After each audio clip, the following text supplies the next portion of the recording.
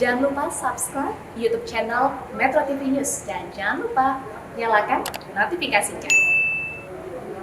Pemirsa, pandemi COVID-19 di Indonesia dan dunia membawa segala perubahan termasuk di dunia pendidikan. Melalui surat edaran, Mendikbud memutuskan untuk meniadakan ujian nasional pada tahun ini. Keputusan diambil sebagai bagian mencegah penularan COVID-19 di kalangan anak didik. Dan seperti apa mekanisme pengganti ujian nasional pada tahun ini dan bagaimana bentuk pengawasannya? Kita bergabung langsung bersama dengan Asrianti, Kepala Pusat Asesmen dan Pembelajaran Kemendikbud, dan juga Doni Kusuma, pengamat pendidikan. Selamat pagi Pak Doni, selamat pagi Bu Asrianti. Selamat pagi. Ya, selamat pagi. Mungkin saya akan lebih ke Bu Asrianti terlebih dahulu. Bu Asrianti, jika ujian nasional ditiadakan, kemudian bagaimana dengan menolak ukur kelulusan bagi para siswa ini? Baik, terima kasih. Bisa kami sampaikan, Mas, sebenarnya tentang ujian nasional ini ya, sejak tahun 2015, ketika UN tidak lagi menentukan kelulusan dari satuan pendidikan, sebenarnya seluruh proses kelulusan itu ditentukan oleh satuan pendidikan. Jadi yang tadi disebutkan harus mengikuti program pembelajaran sampai selesai, kemudian sikap minimal baik, dan kemudian mengikuti ujian sekolah, itu sebenarnya sudah sejak dulu. Jadi sebenarnya ujian nasional tidak ada pengaruhnya, Mas. Ya, tetap seluruhnya dari sekolah. Oke, kemudian bisa kami konfirmasi sekali lagi, karena juga ini masih menjadi bentuk sosialisasi kepada masyarakat ya, dan juga banyak sekali para orang tua siswa yang mempertanyakan kemudian bagaimana dengan prasyarat para siswa, para anak-anak kami ini melanjutkan ke jenjang berikutnya, Ibu. Untuk jenjang berikutnya, kalau kita lihat Kementerian sudah mempublikasi tentang PPDB ya di Permendikbud nomor 1 tahun 2021. Di situ sudah diatur, jadi misalnya ada seperti juga tahun lalu untuk masuk ke jenjang berikutnya dengan zonasi, dengan afirmasi, dan kemudian dengan ada perpindahan ya orang tua, dan juga prestasi itu sebenarnya porsinya sedikit ya, jadi maksimal 35%. Nah, jadi justru seperti tahun lalu, justru yang lebih banyak zonasi. Tahun ini minimal untuk SD minimal 70%, kemudian SMP, SMA itu minimal ya 50%. Nah, kemudian untuk prestasi itu juga disebutkan bisa dari prestasi akademik dan non-akademik. Jadi mudah-mudahan itu bisa memberi gambaran. Ya. Oke, katakanlah kemudian ujian ataupun persyaratan ujian ini akan diserahkan kepada tiap-tiap sekolah untuk bisa mengukur juga bagaimana kemampuan dari hasil akademis dari para siswanya. Kemudian bagaimana pengawasan Kemendikbud sampai dengan saat ini, kita katakanlah berkaca pada era pandemi saat ini, untuk bisa mengawasi kualitas lulusan-lulusan ini bisa setara sama dengan tiap sekolah, Bu Asrianti. Iya. Jadi untuk memang kewenangan untuk pelaksanaan ujian satuan pendidikan atau ujian sekolah itu memang diserahkan ke sekolah, betul ya. Jadi dari dulu yang seperti saya sampaikan 2015 ketika UN tidak menentukan kelulusan, itu sepenuhnya oleh sekolah. Jadi sekolah diharapkan memang menyusun panduan atau pedoman untuk memastikan pelaksanaan ujian itu seperti yang diharapkan. Dan kemudian mungkin yang perlu juga kami tambahkan bahwa sejak 2019 dengan Permendikbud nomor 43 tahun 2019 itu dikatakan bahwa ujian sekolah itu tidak selalu ya, tidak hanya dengan ujian tertulis, bisa dengan penugasan proyek atau portofolio, dan juga disebutkan tidak juga harus di akhir. Ya, jadi ini ada fleksibilitas untuk sekolah. Jadi intinya bagaimana sekolah yang lebih tahu untuk melakukan penilaian terhadap siswanya. Oke, saya akan ke Pak Doni saat ini, pengamat pendidikan. Pak Doni, kalau Anda melihat apa yang masih menjadi catatan, terutama dari sejumlah pihak, kita melihat adanya penghapusan ujian nasional ini dan silakan kepada sekolah. Bahkan kita juga masih berkaca dengan situasi pandemi saat ini, Pak Doni. Ya, ujian nasional memang untuk tahun ini juga ditiadakan sama seperti tahun-tahun sebelumnya. karena memang situasinya masih pandemi dan belum memungkinkan. Jadi memang peniadaan ujian nasional ini dalam rangka untuk mencegah penyebaran virus COVID-19. Jadi sebenarnya SE yang baru ini isinya hampir sama dengan SE tahun sebelumnya. Dan kita tahu SE tahun sebelumnya itu dibuat melalui ratas dengan Presiden. Jadi meskipun itu SE, tapi menurut saya sudah memiliki kekuatan hukum yang kuat. Dan sekarang karena situasinya belum turun, maka SE kemudian dikeluarkan lagi. Itu yang pertama. Yang kedua, kalau kita berbicara tentang peniadaan ujian nasional, memang pertanyaannya kan kalau kelulusan dikembalikan kepada satuan pendidikan, maka memang benar kualitas penilaian di satuan pendidikan ini perlu dikendalikan, karena sekarang yang menjadi pengendali mutu pendidikan itu ada di satuan pendidikan, dan itu adalah tugas pemerintah pusat maupun pemerintah daerah untuk memastikan bahwa nilai raport itu bisa semakin objektif dan bisa dibandingkan satu sama lain. Tetapi sejauh pengalaman saya melihat selama ini tampaknya sangat berbeda ya satu sama lain kualitas satuan pendidikan. Maka kalau kita berbicara tentang kelulusan kemudian masuk ke sekolah jenjang berikutnya, seperti tadi dikatakan Bu Yanti bahwa ada PPDB, maka pengaturan di PPDB ini yang memang harus lebih terintegrasi gitu. Karena dengan cara PPDB zonasi, fokus kepada zonasi, kemudian kepada prestasi, lalu kemudian jalur-jalur afirmasi, saya rasa ini bisa menjadi proses seleksi untuk jenjang berikutnya. Gitu. Lalu yang ketiga, terkait dengan ujian nasional, memang ini kita berbicaranya tentang penafsiran Undang-Undang Sisdiknas, Mas. Jadi di dalam Undang-Undang Sisdiknas itu ada beberapa sistem ya di dalam evaluasi kita. Ada sebuah sistem pertama memang sekolah itu yang menilai hasil belajar peserta didik. Lalu yang kedua, pasal 58 ayat 2 itu tadi pasal 58 ayat 1, jadi hasil belajar dinilai oleh guru dan diluluskan oleh satuan pendidikan, itu sudah tepat kebijakan Mas Menteri. Kemudian ujian nasional itu merupakan penafsiran dari pasal 58 ayat 2 yang menyatakan bahwa peserta didik satuan pendidikan program dievaluasi oleh lembaga mandiri. Dan dalam PP 32 2013 dan itu lanjutan dari revisi dari PP 19, pemerintah menugaskan BSNP untuk menyelenggarakan ujian nasional.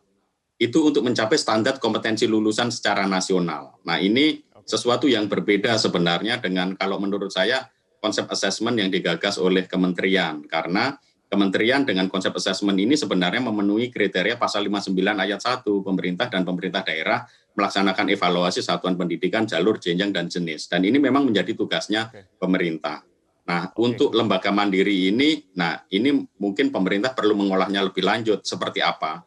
Apakah peserta didik, evaluasi terhadap peserta didik itu dengan asesmen nasional atau dengan mekanisme yang lain. Ini perlu kemudian didiskusikan dan tentu saja ini semua harus diatur di dalam perubahan PP 19. Karena kalau tidak ada perubahan PP 19, tentu saja tidak ada dasar hukumnya.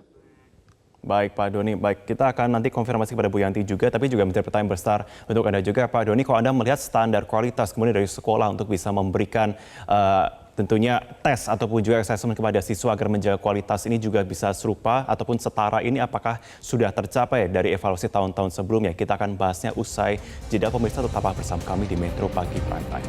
Kita lanjutkan perbincangan kita. Pak Doni, saya akan kembali kepada Anda. Tentunya dari evaluasi Anda, apakah standar kualitas tiap sekolah ini sudah setara? Ya, menurut saya belum ya Mas ya, artinya kalau kita setara secara nasional memang tergantung dari kualitas satuan pendidikan. Karena kami masih menemukan adanya manipulasi nilai terutama untuk nilai rapor. Kalau kriteria kelulusan itu semua berdasarkan nilai rapor dan rapor ini semua yang menentukan satuan pendidikan, maka kualitas penerimaan hasil rapor siswa ini di mata masyarakat itu akan tergantung dari persepsi masyarakat. Maka nanti akan ada sekolah yang dianggap sebagai sekolah baik karena memang punya integritas, ada sekolah yang dianggap tidak baik karena nggak punya integritas, karena nilai raportnya merupakan nilai hasil manipulasi yang tidak menunjukkan kualitas siswa. Maka ini tantangannya, karena saya melihat meskipun sekolah itu memiliki akreditasi sama, ternyata manipulasi nilai atau katrol nilai ini terjadi juga di sekolah-sekolah yang akreditasinya A, gitu. Sehingga kita tidak bisa melihat lagi seperti apa mekanisme untuk menyamaratakan atau menyetarakan hasil belajar peserta didik melalui mekanisme rapor. tentu ini ada banyak alasan ya kendalanya, karena disparitas kualitas guru, kemudian sarana prasarana dan lain-lain, dan tentu saja Bapak Ibu guru kan inginnya anak-anak sukses ya. Artinya kalau melalui jalur zonasi, kemudian yang menjadi kriteria penilaian itu hanya nilai rapot, maka beberapa sekolah akan memanipulasi itu supaya anak-anaknya bisa masuk ke sekolah negeri yang favorit dan lain-lain melalui jalur prestasi. Nah ini tentu harus diselesaikan juga secara bersama-sama. Karena menurut saya apapun aturannya, kalau pelakunya di lapangan tidak memiliki integritas, ya tentu saja bisa dimanipulasi, Mas. Dan ini menjadi tantangan terutama untuk bagaimana meningkatkan kualitas penilaian hasil belajar oleh satuan pendidikan. Baik Pak Doni, saya akan konfirmasi ke Bu Yanti. Kalau gitu bagaimana Ibu kemudian langkah dari tim juga untuk bisa memberikan pengawasan ekstra agar jangan sampai kejadian katrol nilai dan juga beberapa tanda kutip indikasi kecurangan ini bisa terjadi dalam situasi seperti ini? Iya Mas, di Permendikbud nomor 1 yang tentang PPDB tahun 2021 ini jadi memang disebut untuk ada nilai rapot ya, tapi nilai rapot di sini sudah ada peringkat nilai rapot.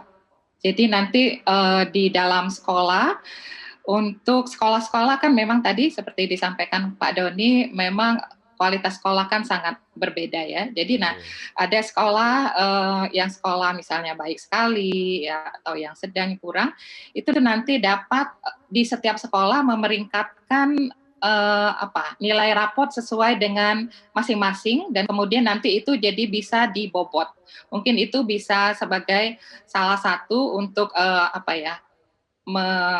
memoderasi lah ya, memoderasi dalam karena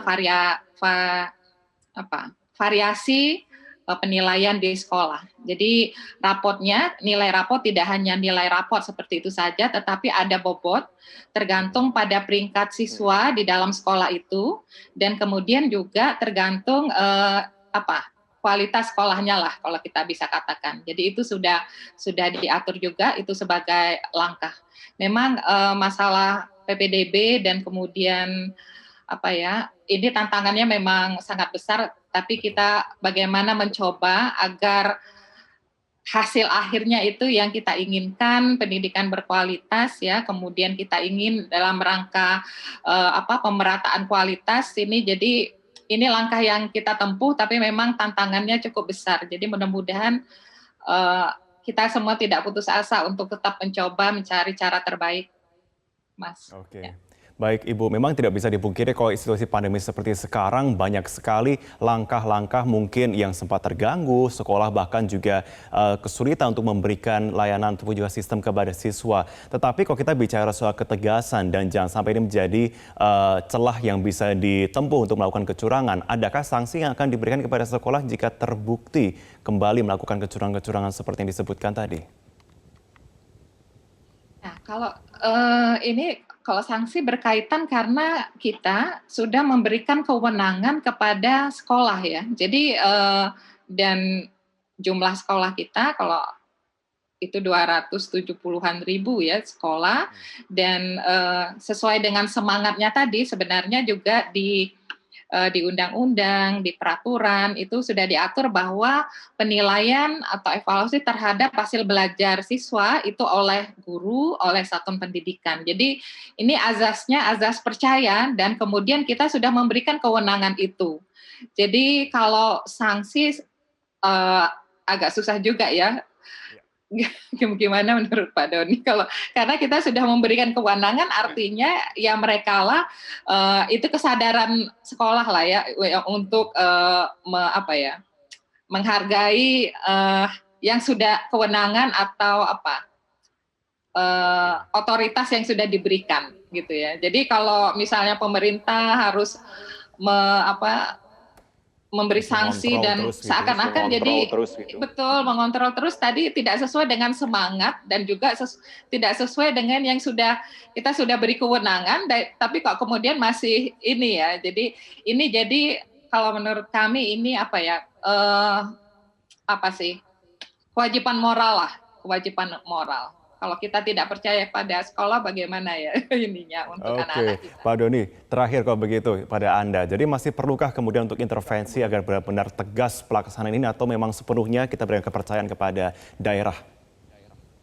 Ya, prinsip dasarnya adalah pemberian kepercayaan kepada Bapak Ibu guru, dan Bapak Ibu guru diharapkan memegang teguh kepercayaan ini sebagai tanggung jawab moral sebagai pendidik. Nah, tugas kementerian adalah mendampingi dengan penguatan kapasitas, karena seringkali mengapa mereka mengatrol dan lain-lain itu karena mereka mungkin belum memiliki kemampuan untuk menilai secara otentik, cara menilainya seperti apa gitu. Lalu Betul. mereka harus berkomunikasi dengan orang tua.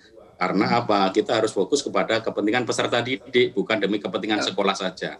Dan tentu saja dalam pendidikan integritas ini yang diutamakan. Kalau seorang peserta didik tidak mampu dalam bidang matematika, lalu itu menjadi tugas Bapak Ibu guru untuk bagaimana meningkatkan kemampuan anak ini dalam bidang matematika sesuai dengan minat bakatnya. Tentu nggak bisa dipaksa. Ada orang memang yang nggak suka matematika gitu ya, tetapi paling tidak berusaha agar layanan terhadap peserta didik itu menjadi baik, dan nilai-nilai ini sungguh-sungguh objektif, karena di dalam peraturan Mendikbud kan juga dikatakan penilaian itu harus objektif, akuntabel ya. Itu yang terutama prinsip utamanya. Maka kita mengharapkan Bapak Ibu guru bisa menjadi sosok orang yang memiliki integritas moral, yang ini akan meningkatkan kualitas pendidikan kita di masa depan. Tadi seperti saya katakan, aturan seketat apapun, kontrol seketat apapun, kalau individu pelaku dalam ekosistem pendidikan tidak memiliki integritas moral, baik itu guru maupun orang tua, karena ada orang tua yang nyogok sekolah, bahwa nilai anaknya bagus.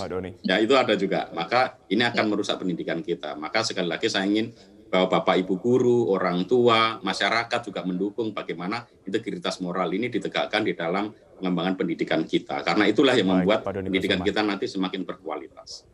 Terima kasih Pak Doni Kusuma sudah bergabung bersama kami. Terima kasih Bu Astrianti sudah bergabung bersama kami. Kita harapkan memang sistem ini tidak ada celah lagi yang bisa muncul begitu ya, dan semua sistem pendidikan kita sesuai dengan perencanaan dan juga siswa bisa mendapatkan kualitas yang sesuai. Terima kasih sudah bergabung bersama kami dalam Metro Pagi Prime Time.